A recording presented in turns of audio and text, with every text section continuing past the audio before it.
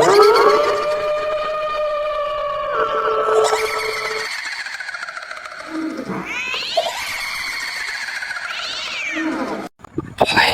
সময় রাত 12টা। রবিবারের রাত মানে ভয় পাওয়ার রাত।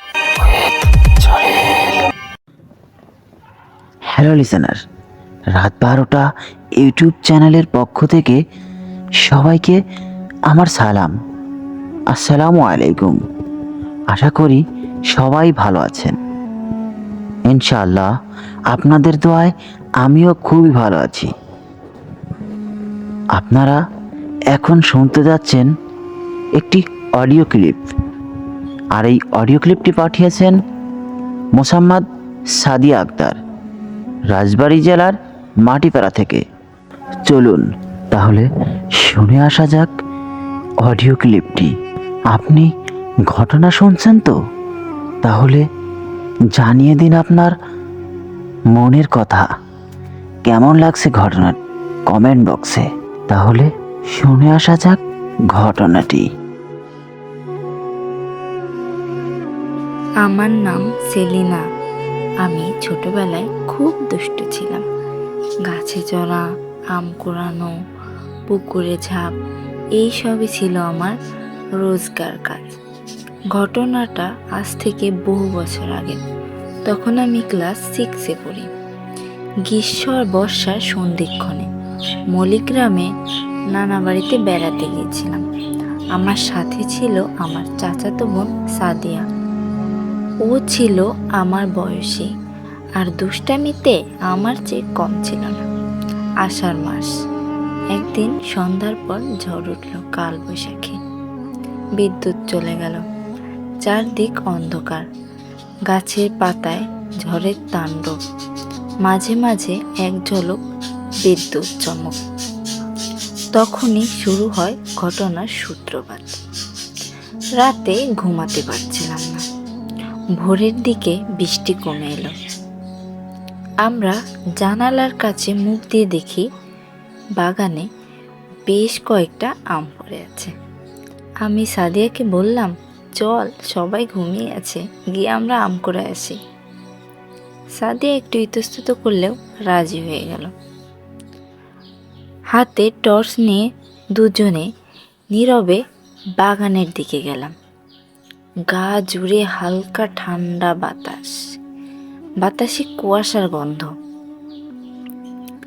বৃষ্টি থেমে গেলেও পাতায় টুপটাপ শব্দ পড়ছে। এক ঝাঁক বিদ্যুৎ চমক দিল। তার আলোয় বড় আম গাছের নিচে অনেকগুলো আম পড়ে থাকতে দেখা গেল। আমরা তাড়াতাড়ি কুড়াতে লাগলাম। সাদিয়া বলল, বাহ, অনেক ভালো আম। আমি তখন গাছের একেবারে গোড়ায় যেতেই একটা সুন্দর পাকা আম চোখে পড়ল। আমি সেটা তুলতে গিয়ে যেই ধরবো, আমটা একদম মাটির দলা হয়ে গেল। হাতের তালুতে পচা স্যাঁতস্যাঁতে কাদা লেগে গেল, আর নাকে এক ঘে গন্ধ। আমি চমকে উঠলাম। তখনই বিদ্যুৎ চমকালো, আর এক ঝলক আলোয় দেখলাম আম গাছটার নিচে একটা বড় গর্ত, আর সেই গর্তের পাশে দাঁড়িয়ে আছে এক ভয়ঙ্কর অবয়ব।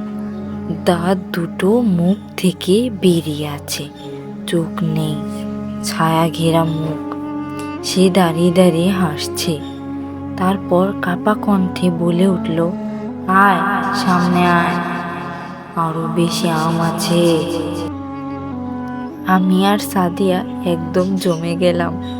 শরীর যেন নড়ছিল না। তারপর গর্তের ভিতর থেকে দুটো হাত বেরিয়ে এলো, সাদা সাদা, কচি হাতের মতো, কিন্তু নখগুলো লম্বা আর বাঁকা। হাত দুটো আচমকা এগিয়ে এসে সাদিয়ার পা ধরে ফেলল। সাদিয়া চিৎকার করে উঠল, সেলিনা টানতেছে, বাঁচা। মার গলা শুনে সেলিনা, সাদিয়া, কই গেলি তোরা? আর মুহূর্তের মধ্যে মা দৌড়ে এসে আমাদের দুজনকে এক ঝাঁকে টেনে নিয়ে পেছনে ফেলে দিলেন। বিদ্যুৎ আবার চমকালো, কিন্তু এবার গর্তটা ফাঁকা, কোনো হাত নেই, শুধু ঘিন ঘিনে এক পচা গন্ধ বাতাসে ভাসছে। পরদিন মা আমাদের বসিয়ে বললেন, তোরা জানিস না ওই আম গাছটার নিচে এক বুড়ি মারা গিয়েছিল? সে ছিল কালোতন্ত্রের সাধিকা। ঝড়ের রাতে আম কুড়াতে গিয়ে গর্তে পড়ে মারা যায়। যখন লোক লাশ তোলে, দেখে ওর মুখে শুধু এক ভয়াল হাসি, আর গলা থেকে আসছে এক কথা, আয় সামনে আয়, আরো বেশি আম আছে। তারপর থেকে প্রতি বছর ঝড়ের রাতে কেউ যদি ওই গাছের নিচে যায়, কেউ ফিরে আসে না, কেউ গর্তে হারিয়ে যায়, কেউ পাগল হয়ে যায়। আমরা ভেবেছিলাম সব শেষ, কিন্তু সেই দিন রাতেই আমি ঘুম থেকে হঠাৎ জেগে উঠি। শুনি টুপ টুপ টুপ। জানালার পাশে দাঁড়িয়ে দেখি একটা ছায়া। বিদ্যুৎ চমকালো, আর তখনই শুনি, সেলিনা, ঘুমাস না, আয়, আমি তোদের জন্য আরো আম রেখে গেছি। আমি চোখ বন্ধ করে ফেলি ভয়ে। সকালে উঠে দেখি আমার হাতের নিচে মাটির দাগ, আর সাদিয়ার পায়ে 4টে আঁচড়, দীর্ঘ নখের দাগ। সেই দিন থেকে আর কখনো ঝড়ের রাতে কেউ আম কুড়াতে যায় না আমাদের গ্রামে। কিন্তু আম গাছটা আজও আছে, আর সেই গর্ত, সেটাও মুখ খুলে আছে, অপেক্ষায় কারোর জন্য। যদি ঘটনাটি আপনাদের ভালো লেগে থাকে, তাহলে অবশ্যই কমেন্টে জানাবেন। ভয়ের সময়, রাত 12টা। রবিবারের রাত মানে ভয় পাওয়ার রাত। with জলিল। তাহলে কেমন লাগলো ঘটনাটি? লিখে জানিয়ে দিন কমেন্ট বক্সে। আর আপনাদের সঙ্গে অথবা আপনাদের বন্ধুবান্ধবের সঙ্গে ঘটে যাওয়া ঘটনাগুলো লিখে অথবা ভয়েস দিয়ে পাঠিয়ে দিন আমাদের স্ক্রিনে দেওয়া হোয়াটসঅ্যাপ এবং ইমেইলের ঠিকানায়। আর নিত্য নতুন ঘটনা পেতে চ্যানেলটি সাবস্ক্রাইব করতে ভুলবেন না। পাশে থাকা বেল আইকনটি অবশ্যই অন করে রাখবেন। আর বেশি কথা না বাড়িয়ে চলে যাই পরবর্তী ঘটনায়। এই ঘটনাটি একটি ইমেইল। তিনি যেভাবে লিখেছেন আমি সেভাবেই পড়ার চেষ্টা করছি, ভুল ত্রুটি ক্ষমার চোখে দেখবেন। আমি দীপু, 1994 সাল, দক্ষিণ 24 পরগনার গভীর জঙ্গলে ঘেরা একটি পুরনো কালীঘাট। আমি হার্ডওয়্যার দোকানের কর্মচারী। পুজোর ছুটিতে গ্রামের বাড়ি গিয়েছিলাম। 1994 সালের আশ্বিন মাসের শেষ সপ্তাহ, দুর্গাপুজোর ঠিক কিছুদিন আগে আমি পূজার ছুটিতে শহর থেকে দক্ষিণ 24 পরগনার আমার মামা বাড়িতে বেড়াতে গিয়েছিলাম। সেই গ্রামটার নাম ছিল জলেশ্বরপুর। ছোট্ট গ্রাম, কাঁচা রাস্তা, জঙ্গলে ঘেরা, আর একটাই কালীঘাট। আর এই কালীঘাট নিয়েই ঘটে যাওয়া ঘটনা। কিন্তু এই কালীঘাটটা এখন অনেক দিন বন্ধ। সবাই বলে পুজোর রাতে কেউ ওদিকে যায় না, যাওয়া নাকি ভালো নয়, কারণ নানান রকম কিছু দেখেছে কেউ কেউ। অনেকে ওখান থেকে রাতে ফেরেওনি।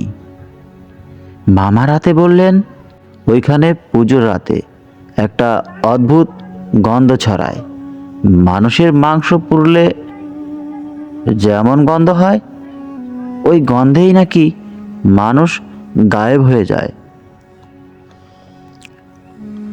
আমি কৌতূহলী হয়ে পড়ি। শহরে থাকি বলে গ্রাম্য কুসংস্কারে বিশ্বাস করতে পারছিলাম না। তাই পুজোর রাতেই আমি আর আমার কাজিন রিয়াজ ঠিক করি ওই কালীঘাটটা দেখে ঘুরে আসব। রাতে 11টার দিকে টর্চ আর ক্যামেরা নিয়ে আমরা বেরোলাম কালীঘাটের দিকে। ঘাটটি ছিল মামার বাড়ি থেকে প্রায় 1 কিলো দূরে। সেখানে পৌঁছিয়ে বুঝতে পারি কিছু অস্বাভাবিক বাতাস যেন থেমে থেমে আসছে। আশপাশে কোনো ঝিঝি পোকার শব্দ পর্যন্ত নেই। হঠাৎ মন্দিরের দরজা খুলে যায় হাওয়ায়, অথচ ভেতরে বাতাস ঢোকার মতো কোনো রাস্তাও নেই। একটু একটু ভয়ে যেন গায়ের লোম দাঁড়িয়ে যাচ্ছিল। ভয়ে ভয়ে ভেতরে ঢুকে দেখি কালী মূর্তির গায়ে সিঁদুর নয়, লালচে রক্তের মতো ফোঁটা ফোঁটা দাগ পড়ে আছে। আর যেখানে পুজো দেয় এই পুজোর থালায় কিছু হাঁসের মুন্ডু, চারিপাশে রক্ত ছড়ানো, আর পাশে একটা ভাঙা নর কঙ্কাল। রিয়াজ কাঁপতে কাঁপতে বলল, দেখেছিস দাদা, দেখেছিস কেউ এখানে আজও পুজো দেয়? কিন্তু কারা এই পুজো দেয়? হঠাৎ এটি ভাবতে ভাবতেই হঠাৎ পেছন থেকে এক কর্কশ নারী কণ্ঠ ভেসে আসলো। তুই কিসের বলি নিয়ে এসেছিস রে ছোকরা? আমি পিছন দিকে ঘুরে দেখি একটি কালো শাড়ি পরা বুড়ি, চোখ নেই, শুধু গর্ত। গলায় আওয়াজ যেন দুইটা মানুষ একসাথে কথা বলছে। বুড়িটা আমাদের টেনে কালী মূর্তির সামনে বসিয়ে বলল, মাছ বলি চাই, তোরা এসেছিস, তুই বলি হবি এখন। আবারও পেছন ফিরে দেখি কালো কাপড়ে পরা কয়েকজন তান্ত্রিক, মুখ ঢাকা, তাদের হাতে শাক, শুল আর আগুনের কুণ্ডলি। আমরা দৌড়ে পালানোর চেষ্টা করি, কিন্তু পুরো জায়গাটায় যেন আমরা বারবার ঘুরে ফিরে একই জায়গায় আসছি। এক সময় আমরা জ্ঞান হারাই, আর জ্ঞান ফিরলে দেখি এক পরিচিত মুখ, আমার দিদিমা, যিনি 10 বছর আগে মারা গেছেন। তিনি বললেন, পিছু ফেরো না বাবা, চোখ বন্ধ করে শুধু একটা নাম জপ করো, মা তারা, মা তারা, মা তারা। আমি মা তারা, মা তারা জপ করতে করতে দেখি সেই কালীঘাট অদৃশ্য হয়ে যাচ্ছে, আর তান্ত্রিকেরা ধোঁয়ার মতো মিলিয়ে যাচ্ছে চারিপাশে বাতাসে। কখন যে আমার সত্যিকার জ্ঞান ফেরে তা আমার মনেও নেই। পরদিন আমি আমার বিছানাতে আবিষ্কার করি। তখন আমি আয়নার দিকে তাকিয়ে দেখি আগুনে পোড়া দাগ, আর আমার কাজিন রেয়াজ, ও নাকি কোমায় চলে গেছে। পরদিন মামা জানালেন, তুই যেখানে গিয়েছিলি না, ওটা কালীঘাট নয়, ওটা 30 বছর আগে বন্ধ হয়ে যাওয়া এক নরবলির ঘাট। ওইখানে পুজোর রাতে পুজো হয়, কিন্তু ওখানে কারা পুজো করে, কারা ওখানে যায়, আজ পর্যন্ত কেউ জানে না। ভুল করেও কিন্তু ওখানে আর যাস না, তাহলে এবার বেঁচে ফিরেছিস, বেঁচে ফিরতে পারবি না কিন্তু আর। আশা করি এই ঘটনাটিও আপনাদের খুবই ভালো লেগেছে। কেমন লাগলো ঘটনাটি? লিখে জানিয়ে দিন কমেন্ট বক্সে। আর আপনাদের সঙ্গে ঘটে যাওয়া অথবা আপনাদের বন্ধুবান্ধব আত্মীয় স্বজনের সঙ্গে ঘটে যাওয়া ঘটনাগুলো লিখে অথবা ভয়েস দিয়ে পাঠিয়ে দিন আমাদের স্ক্রিনে দেওয়া হোয়াটসঅ্যাপ এবং ইমেইলের ঠিকানায়। ঠিকানাটি থাকবে ডিসক্রিপশন বক্সেও, চাইলে সেখান থেকে কপি করে নিতে পারবেন। আর নতুন নতুন সব ঘটনা পেতে চ্যানেলটি সাবস্ক্রাইব করতে ভুলবেন না। পাশে থাকা বেল আইকনটি অবশ্যই অন করে রাখবেন। আর প্রতি রোববার থাকবে আপনাদের জন্য নতুন নতুন ঘটনা। আজ চলে যাচ্ছি, আবার দেখা হবে আগামী রোববার যে কোনো সময়। ভালো থাকবেন, সুস্থ থাকবেন। খোদা হাফেজ। আসসালামু আলাইকুম।